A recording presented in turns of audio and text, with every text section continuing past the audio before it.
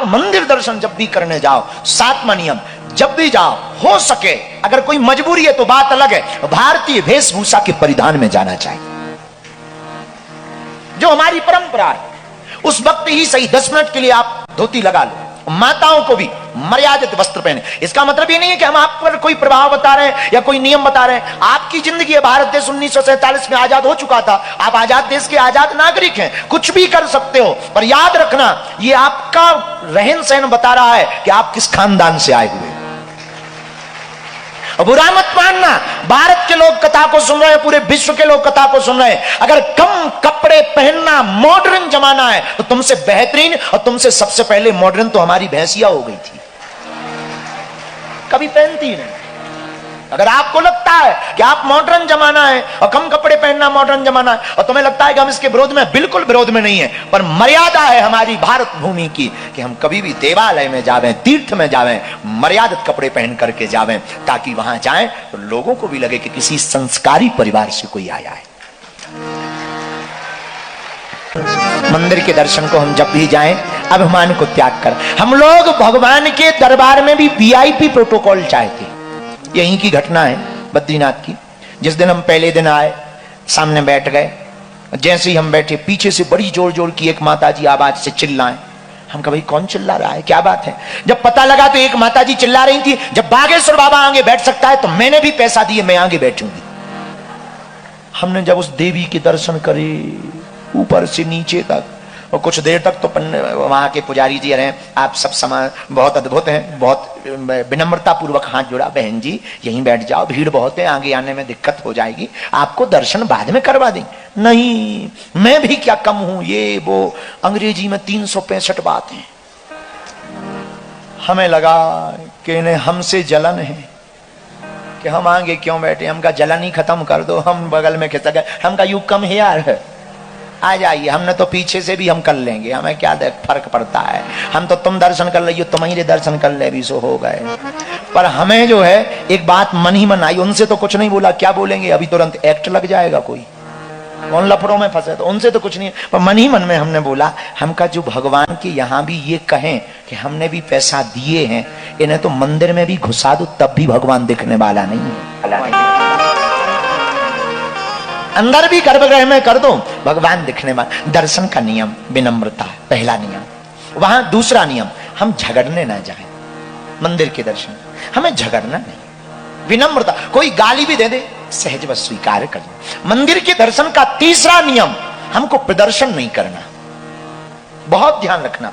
और तीसरे नियम में यह भी याद रखना कि हमारे दर्शन करते समय किसी को कष्ट तो नहीं हो रहा है। मंदिर के दर्शन का चौथा नियम याद रखना। अगर तुम्हें दर्शन का पूरा लाभ चाहिए, मंदिर के दर्शन का चौथा नियम, हमको मन में ये नहीं रखना है कि हम वीआईपी हैं, कोई हमारा सम्मान करे या पीछे के रास्ते से ले जाए। जहां से वो मंदिर का भगवान बुलाए वहां से दौड़ते चले जाए। मंदिर के दर्शन का, हाँ अगर व्यवस्था मिलती है तो दुत्कारना मत। हम केदारनाथ गए, बहुत पहले गए तो गए, केदारनाथ आए थे बहुत पहले, ठंड बहुत थी। हमने पूछा कि शंकर जी नहाओगे, बोले ठंडी ज्यादा है, अपन को बहुत लगती है। हमारे शंकर जी बोले भाई पानी बहुत -डिग्री में था और गर्म बाल्टी भी रखो तो 2 मिनट में बर्फ बन जाए। 14 में गए थे, आपदा के ठीक बाद, 13 में आपदा आई थी, ठीक बाद गए थे। खूब ठंडी, क्या किया जाए, जैसे तैसे करके हमने कौवा स्नान किए। 3 स्नान होते हैं, याद 3 स्नान होते हैं। सुनो आज नई बात है, 3 प्रकार के स्नान होते हैं। एक होते कौवा स्नान। ये कौवा स्नान क्या है, हाथ पैर धो लो, बाकी गीला कपड़ा शरीर में लगा लो, ये कौवा स्नान। एक होता हाफ स्नान, 5 अंग, 2 हाथ 2 पैर मुंह, ये 5 अंग धोने को कहते हाफ स्नान। 4 स्नान बताएं दे रहे, 3 नहीं 4 स्नान। एक कौवा स्नान, एक हाफ स्नान, एक फुल स्नान जो हमने आज किया है, सिर से लेकर के जल डालना पूरी। एक होता स्पर्श स्नान, ये बड़ा खतरनाक है। हाँ, ये ठंड का मौसम, सरजू जी के किनारे हम रहते थे, एक महात्मा और थे, ठंड का मौसम, भयंकर ठंडी, महात्मा गए राम राम सीताराम सीताराम सीताराम, हाथ में लिए माला सीताराम सीताराम। सरजू जी में देखा भयंकर ठंडी, पुराने जमाने की ठंडी होती थी, बड़ी तोड़ खतरनाक होती थी। उन्होंने सोचा ठंडी ज्यादा है, पहले हाथ का अंगूठा डाल के देख लें कि सह लेंगे कि नहीं, और जैसे ही अंगूठा डाला शरीर फड़फड़ा गया।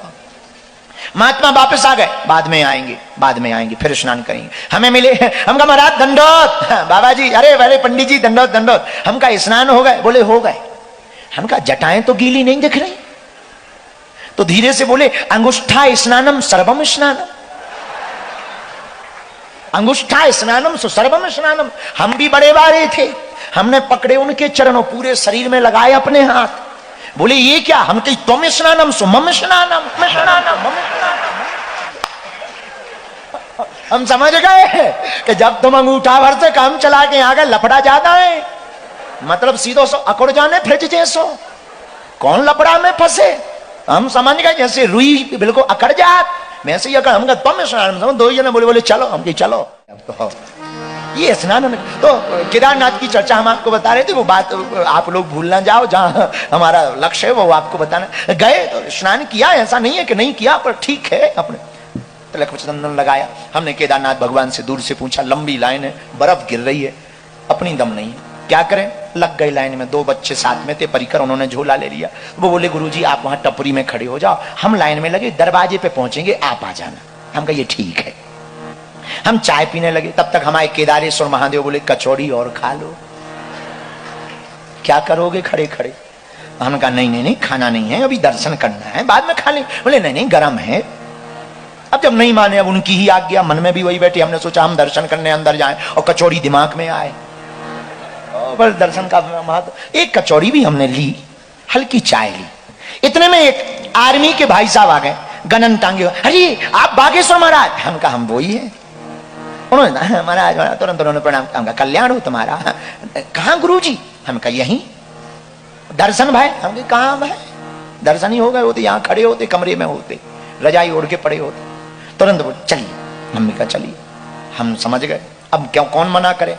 पीछे से लिवा गए सीधा अंदर गर्भगृह में। महादेव बोले कहो खचौड़ी खब गई, हम की पाके आए। हम तो अभिषेक हुआ, जो दोनों लाइन में लगे थे वो अभिषेक होने के बाद आए, और लाइन में धक्के खाते हुए बोले गुरुजी हम की चेले चलो, अभी परिचय मत लो, बाहर मिलते हैं अपन। ये बहुत आपको विनोद की चर्चा लगी। इसके पीछे जो हम आपको लॉजिक समझाना चाह रहे हैं कि कभी कभी ऐसी कोई कृपा हो जाए, वो तुम्हें अलग तरीके से बुला ले, तो उसको भी स्वीकार कर लेना, मना नहीं करना। लेकिन इस अपेक्षा में मत जाना कि तुम्हें भी पीछे के गेट वाला कोई मिलेगा। मंदिर का आपने अगर माना, पांचवा नियम, मंदिर में आप आओ तो बहुत विनम्रता पूर्वक आकर के मंदिर में रखी हुई सामग्री को, प्रायः बहुत से लोग ऐसा करते हैं, सामग्री का तिरस्कार कर देते। माला भी मिलती, प्रसाद भी मिलता, कुछ देर रखे रहेंगे, फिर गाड़ी में रख देंगे, पॉलीथिन में पैक करके या तो बहते जल में प्रवाहित कर लो, या फिर तुम्हारी क्षमता हो उसे रख सको, अपनी तिजोरी में जाकर रख लो, ताकि उसका अपराध ना लगे। जो निर्माल्य है भगवान का, ये उसका अपराध ना लगे। मंदिर के दर्शन का छठवां नियम, हम जब भी मंदिर में जाएं, संसार की वस्तु में ना मांगे। हम मांगते हैं भगवान को 2 रुपए का दूध चढ़ाते, 2.5 करोड़ का पर्चा पकड़ाते, नहीं। भगवान से मांगने की प्रिय वस्तु कुछ है, भगवान से भगवान को मांग लेना चाहिए। उनसे कह दिया करो आप हमारे। मंदिर के दर्शन का 7वां नियम, आप मंदिर दर्शन जब भी करने जाओ, 7वां नियम, जब भी जाओ हो सके, अगर कोई मजबूरी है तो बात अलग है, भारतीय वेशभूषा के परिधान में जाना चाहिए, जो हमारी परंपरा है।